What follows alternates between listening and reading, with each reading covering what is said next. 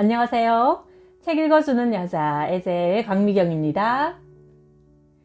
엄상익 변호사님이 직접 간접으로 체험한 다양하고 놀라운 성령의 역사들, 우리 시대의 거짓 예언자들을 통해 전해드립니다. 서울대 물리학과를 나와서 과학적 사고를 가진 친구 변호사에게 성령 체험 얘기를 들었다. 수재인 그 변호사가 미국 하버드 대학에 유학을 하다가 전신에 하얀 반점이 생기는 원인 모를 피부병에 걸렸다. 절망하고 있는 상태에서 누군가로부터 LA에 성령 충만한 목사가 있다는 소리를 들었다. 그래서 뉴욕에서 차를 운전해 LA까지 달려갔다. 그 능력 있다는 목사는 7살 때 미국으로 이민 와서 성장한 사람인데 옷장사를 하며 가정교회를 이끌고 있었다. 변호사가 안수를 부탁했다. 물론 믿음이 없는 상태에서 미신 같은 얘기를 듣고 시험 삼아 한번 찾아간 입장이었다. 속에 의심도 가득했다. 그런데 안수를 받는 순간 몸에 진동이 오더란다. 이상한 현상이 바로 와버린 거다. 물리학과 출신답게 우주 저쪽에서 보내는 어떤 파장에 자기 몸이 반응을 하는구나 하고 생각했단다. 다음 날부터 그는 피부병이 있는 곳에 자기 손을 대고 스스로 기도했다. 그리고 피부병이 나아버렸다. 개인적으로 내게 그렇게 말해주는데 믿을 수밖에 없어 나는 그 목사를 만나 직접 안수를 받아보겠으니 소개해달라고 했다. 그리고 미국 LA로 날아갔다. LA 외곽 지역에 그 목사가 살고 있었다. 어릴 때 미국에 와서 그런지 한국어가 유아처럼 아주 어눌했다. 내가 안수를 받겠다고 부탁하자 그 목사는 누구에게나 그런 현상이 나타나는 게 아니라 믿음이나 처한 상황에 따라 다 다르다고 했다. 그래도 내가 막무가내로 안수를 청하자 그 목사는 내 앞에 섰고 나는 기도를 받기 위해 눈을 감았다. 그 순간 딱딱딱딱 작은 기계음 소리가 규칙적으로 들려왔다. 나는 속으로 목사가 미국까지 찾아온 사람을 안수해주면서 너무 시끄러운 소리를 내는구나 하고 조금 불쾌해졌다. 한편으로는 성령이나 신비주의에 대한 의심도 들어 정확히 확인하자는 생각에서 눈을 뜨고 말했다. 목사님, 시계나 소리나는 물체를 가지고 계십니까? 그런 건 아무것도 없는데요. 죄송하지만 제가 몸을 좀 확인하겠습니다. 목사는 바지와 티셔츠만 입고 있었고 그런 소리 날 만한 게 아무것도 없었다. 결국 그 딱딱딱딱 하는 소리는 나만 들은 거였다. 나는 그날 이후 성령은 사람에 따라 여러 가지 현상으로 자신의 메시지를 보낼 수 있구나 생각했다. 개인적으로 겪은 작은 그러나 내게는 소중한 신비 체험이었다. 변호사인 내가 흉악범들을 만나면 눈에서 서늘한 퍼런 불꽃이 이는 것을 자주 보았다. 그들에게 살인하게 하는 존재는 무엇일까 궁금했다. 지난 30년간의 경험으로 볼 때 귀신이 그들에게 들어가 그들의 마음을 조종했다는 생각이 든다. 내가 만난 어떤 목사는 이렇게 말했다. 안수를 할 때 그 사람에게 귀신이 들어있으면 말은 구역질이 나죠. 간음을 많이 한 사람한테서는 악취를 느낍니다. 저는 사람마다 그 영혼 속에 마귀한테 붙잡힌 부분이 있다고 생각해요. 그걸 쓴뿌리라고 표현하는데 악한 영에게 점령당한 부분이죠. 그걸 성령의 충만함으로 뽑아내야 합니다. 목사가 돼도 영혼 속에 그 쓴뿌리는 사람마다 남아있더라고요. 목사가 간음을 하고 돈을 횡령하고 자신을 우상화하는 교만 등을 저는 다 그런 쓴뿌리라고 봅니다. 나는 20대 중반 직업 장교를 할 때까지 길거리에서 예수 믿고 천국 가시오 전도하는 사람들을 보면 너나 가라 빈정대며 하나님을 모르고 살았다. 눈 덮인 산등성이 철책선 순찰을 마치고 새벽에 막사로 돌아오면 모든 게 허망했다. 전방 꼴짜기에 혼자 유폐되어 있는 것 같아 막막하고 외로울 때 군목이 나를 수시로 찾아왔다. 계급이 절대적인 군대 사회에서 소령인 그는 대위인 내게 철저히 겸손했다. 오히려 나를 섬기는 자세였다. 나는 그에게서 예수의 향기를 맡고 감동을 받았다. 어느 여름날 새벽 2시경 나는 사실 사법고시에 연거푸 실패하고 마지못해 직업장교로 가 있었다. 마음에 열등감이라는 깊은 상처가 있었다. 밤하늘에 하얗게 떠있는 영롱한 별들을 보면서 처음으로 나는 갑자기 기도하고 싶은 마음이 들었다. 기도하는 방법도 모르고 뭐라고 기도해야 하는지도 몰랐지만 정말 절실한 마음을 담아 포근한 품을 가졌을 그분에게 호소하고 싶어졌다. 나는 책상 위에서 두 손을 모았다. 하나님, 이제 저의 잘못을 알 것 같습니다. 살아오면서 당했던 서름에 보복하고 권력으로 다른 사람들을 누르면서 잘 먹고 잘 살기 위해 나는 고시를 꿈꾸었습니다. 그런 탐욕스러운 인간에게 칼을 주지 않았던 하나님의 행동은 마땅합니다. 하나님, 하지만 이제는 정말 그게 아닙니다. 저 정말 괴롭습니다. 그동안 제 가슴에 쌓여온 건 지독한 열등감과 박탈감 뿐입니다. 이대로 그냥 두시면 사랑하는 아내와 딸아이마저 삐뚤어진 마음으로 괴롭힐 것 같아요. 하나님, 저는 가슴속에 병이 들고 말았습니다. 오직 한 가지만 추구하다가 좌절하는 절망의 병 말입니다. 이 병을 고쳐주세요. 나도 모르게 눈물이 흐르기 시작했다. 나는 기도를 계속했다. 하나님, 제발 한 번만 합격시켜주세요. 저 절대로 판검사하려고 부탁하는 거 아닙니다. 합격으로 제 절망의 병만 고쳐주신다면 연탄 구루마를 끌어도 평생 행복하게 기쁘게 보낼 겁니다. 그리고 제가 하나 더 약속드릴게요. 저 교회에 나갈 겁니다. 열심히 하나님 믿을 거예요. 진짜입니다. 그러니까 제발 한 번만. 그해 하나님은 내 간절한 기도에 응답하셔서 10년 만에 변호사 자격증을 선물로 주셨다. 그로부터 6년쯤 후 어느 날 오전 사무실에 있는데 뜬금없이 가슴속 깊은 곳에서 누군가 속삭이는 것 같았다. 성경을 읽으라는 거다. 퇴근 때 서점에 들러 성경 한 권 사가지고 들어가겠다고 마음먹었다. 그러나 내면에서 미루지 말고 당장 나가서 성경을 구하라는 메시지가 오는 거다. 그냥 버텼다. 10분쯤 후 이번에는 원인 모를 강한 힘이 내 등을 떠다미는 거다.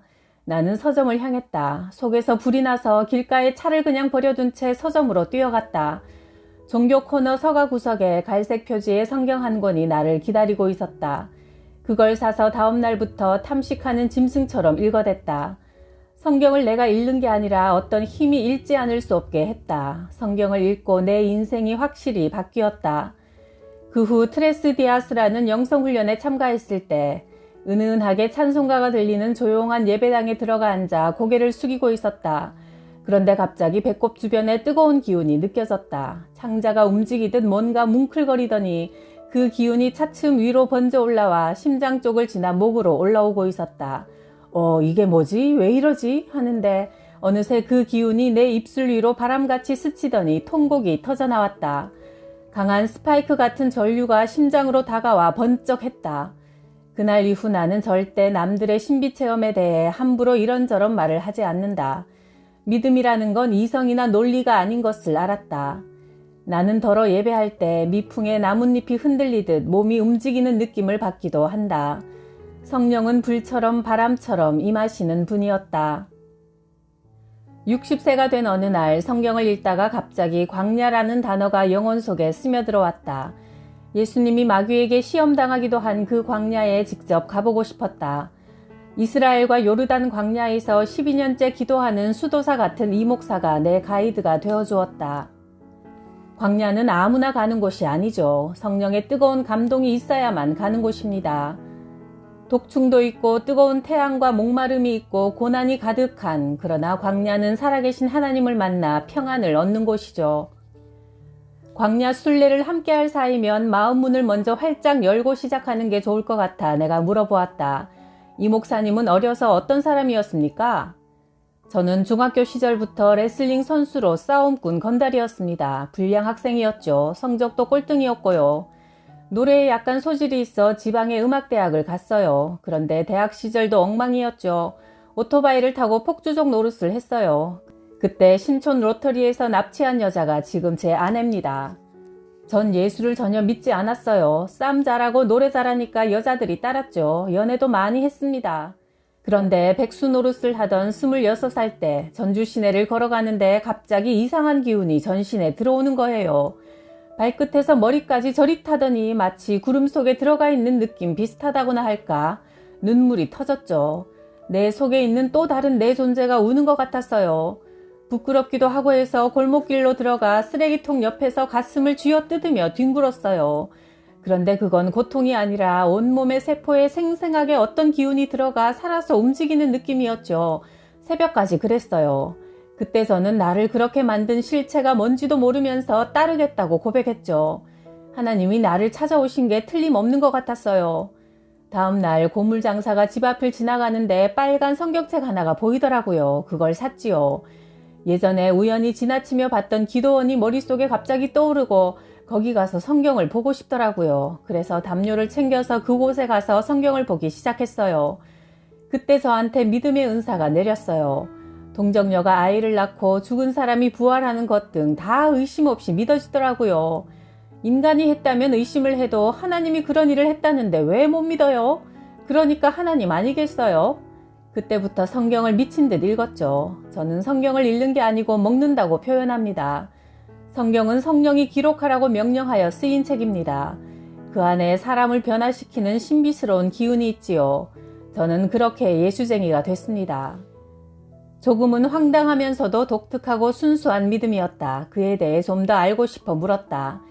길거리에서 성령에게 붙들린 후 어떻게 변했죠? 계속 성경에 미쳤죠. 서점에 가서 성경 종류를 다 사가지고 와서 읽고 또 읽었어요. 기도를 할 때도 처음에는 내 말이 나오다가 나중에는 내가 아니라 성령이 직접 말씀하시더라고요.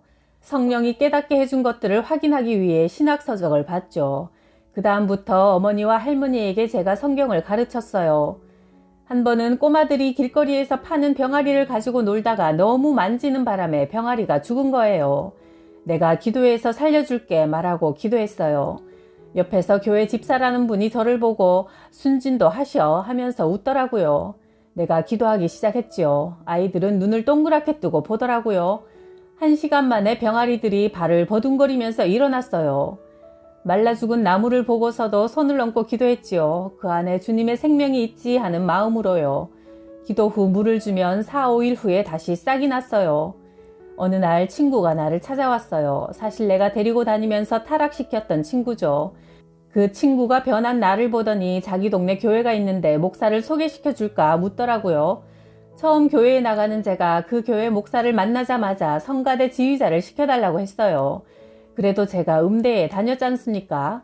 목사님이 그릇이 큰 분인지 바로 시켜주더라고요. 찬송을 지휘하는데 그 곡을 작곡한 사람의 마음까지 느껴지고 곡이 해석이 되더라고요. 성가대가 찬양을 부르는 중에 어떤 기운이 흘러서 교회 전체가 눈물바다가 되기도 했어요. 성가대원들이 우느라 찬송을 못할 정도였죠. 거기서 저는 다시 공부하자는 마음이 들어 신학대학에 들어갔죠. 처음에 어떻게 목회를 시작하셨나요? 내가 계속 물었다. 신학대학을 졸업하고 건대 입구인 화양리 먹자골목 4층 낡은 건물 옥탑방에서 교회를 개척했죠. 장소가 으슥해서 불량 청소년들이 본드를 하러 오는 곳이었어요. 근처에 창녀촌이 있는 우범지역이었죠. 저는 빛과 소금교회라고 이름 지었어요. 아내와 근처에 단칸방 하나를 얻고 매일 새벽 기도를 인도하려고 옥탑방 교회로 오면 불량 소년들이 들어와 본드를 불고 몽롱해서 널브러져 있더라고요. 게다가 제 아내가 시장에 미친 여자 거지를 한 명 더 데려왔어요. 본드하는 애들하고 정신 나간 거지에게 목사인 제가 이성적인 설교를 할 수 있는 게 아니라 그들 머리에 손을 얹고 성령님이 고쳐달라고 매일같이 안수기도를 했죠. 그랬더니 불량한 아이들이 차츰 반응을 보였어요. 모두 울고불고 회개하고 방언이 터지고 난리였죠. 내가 봐도 신기한 건 아이들이 정상이 되고 미친 거지 여자도 제정신이 돌아오는 겁니다. 작은 교회라도 성령이 있으면 사람들이 오게 되어 있나 봐요. 제가 예수에 미치니까 옥탑방 교회에 기적이 일어났죠. 귀신이 나가고 병이 났더라고요. 여기저기서 저를 오라고 초청이 왔어요. 한 번은 국방대학원에 가서 장군들 앞에서 설교를 하고 하나님께 성령을 내려달라고 기도를 하니까 앞에 있던 장군들이 퍽퍽 나가 떨어지는 겁니다. 아팠던 사람은 치유가 됐다고 하고 나도 깜짝깜짝 놀랐죠. 그런 일들이 일어나니까 갑자기 많은 사람들이 몰리는 겁니다. 제가 순간 우쭐해졌죠. 마치 내가 능력을 가진 것처럼 말이에요. 성령이 함께 있으면 사람들이 구름대같이 몰리게 되어 있어요. 그게 성령의 비밀입니다. 그런데 우쭐하니까 문제가 생겼어요. 어느 날 갑자기 성령이 떠나시더라고요. 귀신이 쫓겨나가고 병이 낫는 이적을 내가 한 게 아니라 하나님이 나를 도구로 써서 하신 건데 내가 한 것처럼 교만한 마음이 들자 주님의 영이 모든 걸 그만하라고 하시더라고요. 그러더니 갑자기 치유 은사가 끝난 겁니다. 나 혼자 아무리 악을 박박 써도 이미 주님의 영적 기운은 떠난 걸 알겠더라고요. 그래서 빛과 소금 교회를 다른 목사님한테 무조건 넘겼죠. 그 후 황대익 목사님이 나를 찾아오셔서 모스크바나 카자흐스탄으로 가면 추수할 영혼이 많다고 하시더라고요. 막 러시아가 개방됐을 때인 1991년에는 선교를 위해 목사가 가기는 불가능해서 비자를 얻기 위해 모스크바 대학 기초언어학부에 입학 신청을 했어요. 아침이면 빵통을 어깨에 메고 모스크바역 광장에 나가 노숙자들에게 빵을 나눠줬어요. 거기 가니까 제게서 사라졌던 성령의 능력이 다시 저한테 나타났어요. 보통 사람이면 그 노숙자들한테서 나는 냄새를 도저히 견디지 못합니다. 그런데 나는 노숙자들의 동상 걸린 시커멓게 불어터진 발을 가슴에 안고 기도했는데도 성령이 내 코를 막아주셔서 아무 냄새도 느끼지 못했어요. 그런 행동은 성령이 시키지 않으면 인간으로서는 도저히 못합니다. 모스크바 대학에서 북한 유학생을 만났어요. 김일성 대학을 수석으로 졸업한 물리학 박사 김명세 씨가 있었죠. 아버지가 북한 대사관의 1등 석유관이고 김정일이 직접 유학 보낸 북한 최고의 인재입니다. 그런데 이 친구가 소련이 무너지는 걸 보고 회의가 든 거예요. 그가 유토피아의 상징이라고 생각했던 평양도 결국 무너지지 않겠나 하는 생각이 들어 매주 금요일 열리는 사상학습에도 소홀하고 자아 비판도 하지 않는 것 같더라고요. 이 친구가 예수의 사상이 뭔지 성령이란 게 뭔지 너무 궁금해하는 겁니다. 북한에서는 김일성이 예수고 하나님이에요. 김일성 말씀을 외워야 하고 그의 사진 앞에 엎드려 절해야 하지요. 나는 그를 자주 만나 집으로 불러서 밥도 먹이며 복음을 전했습니다. 그랬더니 저한테 성경을 받아 열심히 읽더라고요. 어느 날 이 친구가 저희 집에 와서 예수를 믿겠다고 했어요. 제가 안수기도를 하는데 참 이상한 게 철저히 공산주의 사상에 물들었던 사람에게는 사상의 영이라는 게 들어있는 것 같았어요. 제가 안수기도를 시작하니까 그가 입에 거품을 물더니 푹 나가 떨어지더라고요. 회개하고 방언까지 하는 거예요. 나도 놀란 성령의 힘이죠. 그런데 문제는 그 다음에 일어났어요. 북한 대사관에서 알고 험한 놈들이 우리 아파트 앞 복도에 와서 나오라우 확 죽여버리겠어 하고 겁주더라고요. 당시만 해도 북한 사람하고 만나기만 해도 국가보안법 위반이 될 때라 우리 가족 모두 하나님 살려주세요 라고 기도하는 수밖에 없었죠. 한국 대사관에 구조를 요청하니 일단 그 사람을 빨리 내보내라고 하더라고요. 그러나 김명세 씨가 밖에 나가서 살 길이 없으니 제가 복음을 전한 그를 내보낼 수 없었어요. 모스크바에 아는 고려인한테 전화로 도움을 요청했더니 옐친 대통령에게 살려달라는 편지를 쓰라고 하더라고요. 종교상의 이유로 정치적 망명을 신청하라고 했어요. CNN을 비롯해 수십 명의 외신 기자들이 우리 집 주변에 몰려왔어요. 옐친 대통령에게 북한 사람이 정치적 망명을 신청한 최초의 사건이었지요. 북한은 차라리 현지에서 김명세를 죽여버리는 편이 낫다고 생각해 아예 목숨을 걸고 몇 명이 우리 집 문짝을 부수고 들어오려고 했어요. 이제 마지막일 수도 있구나 하는 생각이 들더라고요. 각오를 해야 할 것 같았어요. 내가 초등학생 5학년 아들에게 고백했지요. 아빠가 순교할 때가 온 것 같다. 너는 어떻게 할 거냐? 이 녀석이 눈물을 뚝뚝 흘리더니 저도 아빠하고 순교하겠어요 하더라고요. 죽으려고 각오를 하니까 그때 하나님이 생명줄을 내려주셨어요. 북한 당국은 김명세를 우리 집이 아닌 제3의 장소에 데려다 놓고 진짜 정치적 망명의 뜻이 있는지 확인하자고 요구했습니다. 그게 받아들여져 저는 러시아 당국이 보낸 검은 차에 김명세 씨와 함께 타고 이상한 건물로 끌려갔습니다. 그때 옐친 대통령이 미국 방문을 하루 앞둔 밤 1992년 6월 14일 옐친 대통령이 우리 아파트 옥상에 내려오는 꿈을 꾸었어요. 그리고 다음날 오전에 전화가 왔어요. 15일 아침 옐친 대통령이 출발 전에 정치적 망명을 허락하는 사인을 하고 떠났다고요. 미국의 지원도 받고 할 목적으로 미국 순방에 대한 선물 카드였죠. 그 뉴스가 흘러나오자 러시아 외무상이 와서 전 세계 기자들이 보는 앞에서 정치적 망명을 허가한다고 통보했어요. 우리는 죽었다가 살아난 거죠. 다음 날 한국 대사관에서 와서 김명세 씨를 데리고 한국으로 가게 했죠. 그가 지금 한국에 가서 목사가 되어 목회를 합니다. 가시면 한번 만나보세요.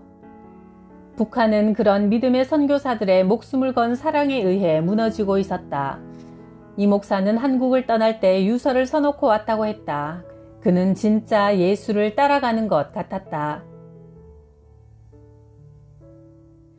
바람처럼 불처럼 사람들 마음에 임하셔서 삶을 바꾸어 놓고 천국을 꿈꾸게 하시는 성령님, 모두 만나시길 바랍니다. 구독, 좋아요, 댓글이 저에겐 봄날의 산들바람처럼 시원합니다. 감사해요.